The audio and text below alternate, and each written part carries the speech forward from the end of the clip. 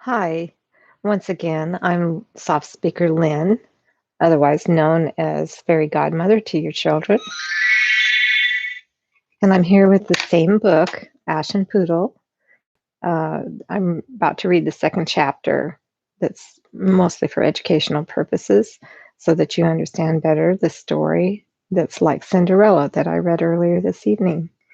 You can find that in the link below. It's already completed. And the first chapter of this book I just read. Now I'm ready to read another chapter for you. And again, they're short. This is called Animism in the Northern European Belief System. Before I get started, I want to let you know that my next book that I'll be presenting and reading by permission from Carol is the Star Money. I'm curious myself to see what this book is about. I glanced at it months ago when I first bought it. Then, after that, I'll be reading The Habitat. So, time, I work full time. I don't always have time to stream, and life gets a little bit hectic with snowstorms. And, we've had quite the adventure. I hope this year's going to be better. And I hope that your Valentine's Day will be very good tomorrow. Anyway, here we go. We tend to think of animism as the belief system wherein everything in nature has its own soul or spirit, from trees to rocks. Truly, animism is a little bit more complicated than that, or it can be. Merriam-Webster's dictionary defines animism thus. Number one, a doctrine that the vital principle of organic development is immaterial spirit. Number two, attribution of conscious life to objects in and phenomena of nature or to inanimate objects. 3, belief in the existence of spirits separable from bodies. What we find in the native European belief system is typically more that landwits, that is to say, spirits of nature, have their homes among the rocks, mountains, trees, streams, and lakes, rather than the inanimate object being in possession of its own soul. This idea is found in the folk tradition well into the modern era. In fact, the belief that fae folk inhabit trees and large rocks has been reported in both contemporary Iceland and Ireland. Again, this is going to be short, just a short chapter. Stay with me. Oh, before I go any further, I want to show this picture a little bit better because last time I didn't get the whole picture in there. I hope you can see that better because it's quite beautiful. That's from the previous chapter. Okay, moving on. Sorry for the interruption.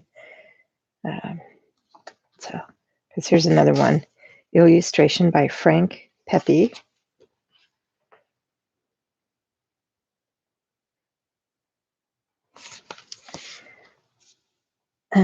So as I was saying, in fact, the belief that fae folk inhabit trees and large rocks have been reported in both contemporary Iceland and Ireland. However, if we go backward in time into the early Middle Ages, we find the notion that plants did possess their own spirit. Dr. Brian Bates invested intensive research into records available in Britain when researching his historical fiction novel, The Way of Weird. I think it's pronounced The Way of Word. He also wrote a nonfiction book discussing the indigenous beliefs of Northern Europeans called The Real Middle Earth.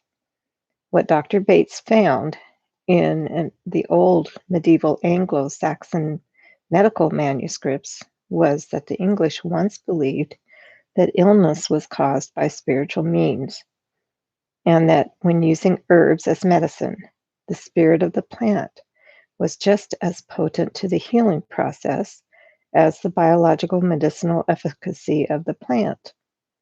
Interestingly, the idea that every disease is caused by its own demon, or that disease is caused by a malevolent spirit, can still be found in parts of East Asia today.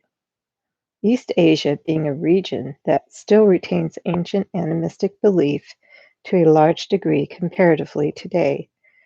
In the Anglo-Saxon tradition, a sorcerer, which I have urged is essentially the Germanic version of what we called shaman, had to choose the right plants with an element of ritual involved and in a way that would not damage the spirit of the plant.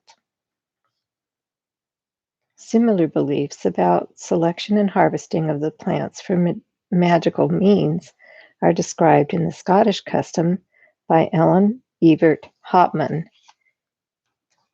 in her Scottish Herbs and Fairy Lore. What seems quite clear is that Northern Europeans believed that disease was both physical and spiritual. And when using plants as medicine, the spirit of the plant was an important element of the efficacy of the cure. Returning to the belief that spirits inhabited natural places, the Europe folk tradition is rife with examples of spirits inhabiting holy springs, streams, mountains, trees, and so forth. The most famous example is the Lady of the Lake from the Arthurian tradition. And I also have that book. So I would love to read that book, but it's mostly for older children or adults.